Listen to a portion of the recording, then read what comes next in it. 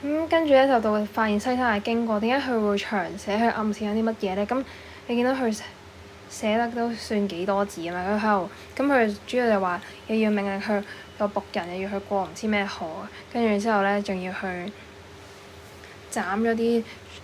野草啊、樹啊，或者去燒唔知燒咗啲草啊嗰啲啦，直到登到山頂為止啦。咁其實呢一個咁鬼麻煩嘅，咪即係講緊，因為西山佢講咗話佢係非常之壯麗嘅景色啦，咁咪即係代表佢係要等人哋發掘先至可以知道呢個壯麗嘅景色，咁即係又係用西山嚟自放。咁佢自放嘅今次就唔係講緊自己咩清高嗰啲啊，而係自放自己懷才不遇。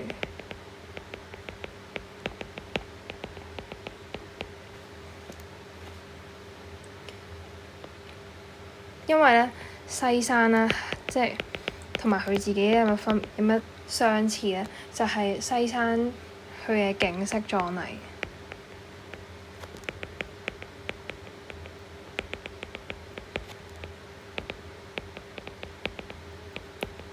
遼闊，但係咧就俾啲野草埋沒啦，同埋冇人發現，因為你見到佢搞咗咁大嘅工序先至去，要有好多野草嗰啲，真係冇人知道，冇人發現啦。待人發掘，咁佢就話自己懷才不遇咧，就想佢話西山壯麗遼闊啊，咁佢就象徵自己咧才華出眾，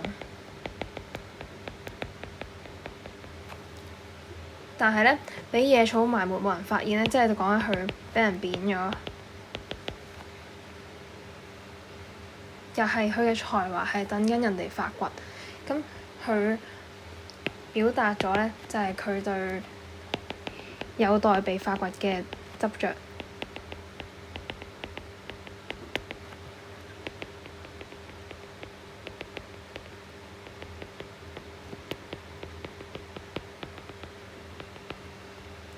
同埋